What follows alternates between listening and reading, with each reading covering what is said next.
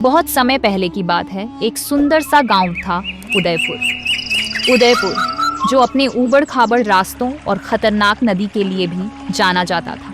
वहीं रहता था रामधन, एक सच्चा मेहनती व्यापारी। उसका सबसे बड़ा सहारा था उसका गधा बीरू, जो उसका सारा सामान ढोता था। रामधन और बीरू का साथ वैसा था जैसे आत्मा और शरीर का। वह रोज बीरू के साथ नदी पार करके दूर शहर में सामान बेचने जाता था, जिससे वह अपना जीवन यापन करता था। रामधन थोड़ा बूढ़ा था, इसलिए वह धीरे धीरे चलता और बीरू तेजी से आगे बढ़ जाता, रोज की तरह। एक दिन रामधन ने बीरू पर शक्कर की बोरियां लादी और शहर की ओर निकल पड़ा।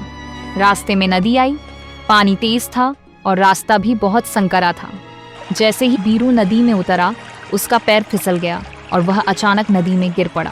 शक्कर पानी में घुल गई और बोरियों का वजन थोड़ा कम हो गया। बीरू को बोझ हल्का लगने लगा। वह खुशी खुशी आगे बढ़ गया। बीरू को सफर बहुत आसान लगा। वह सोचने लगा, अगर मैं रोज ऐसे गिरा करूं तो कभी थकना नहीं पड़ेगा। अगले दिन फिर वही हुआ। अब वह जानबूझकर नदी में गिरने लगा।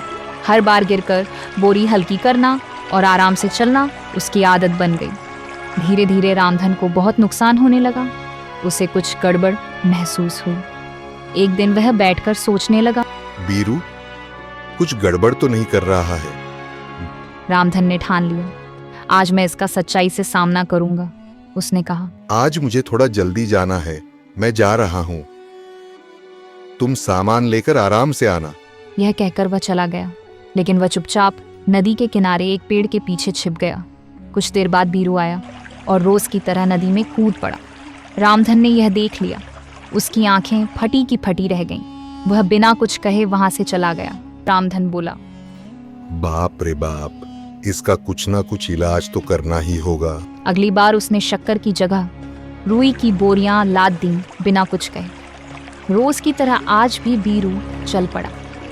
जैसे ही नदी आई, बीरू रोज की तरह चालाकी से मुस्कुराते हुए कूद पड़ा।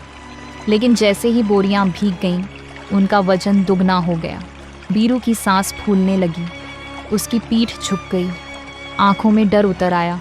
वह कांपता हुआ खड़ा रहा, चल भी नहीं पाया। जैसे तैसे हाँफते हुए वह नदी पार कर पाया। शाम होते ही बीरू घर चला गया और वह बहुत डरा हुआ था। तभी रामधन बोला, बेटा बीरू, मेहनत से भागना आसान लग सकता है, लेकिन जब वक्त जवाब देता है तब चालाकी भी बोझ बन जाती है। तभी बीरू बोला, मालिक माफ करना, आगे से नहीं होगा। उसे पहली बार समझ आया, काम से बचने के लिए किया गया धोखा आखिरकार सबसे बड़ी सजा खुद को ही देता है। उस दिन के बाद बीरू ने कभी चालाकी नहीं की। अब वह ईमानदारी से काम करता, पूरी मेहनत से चलता और हर सुबह रामधन की तरफ गर्व से देखता, और दोनों फिर से मिलकर खुशी खुशी जीवन बिताने लगे। सीख, चालाक बनो, पर गलत इरादों से नहीं। काम से बचकर कोई भी आगे नहीं बढ़ता।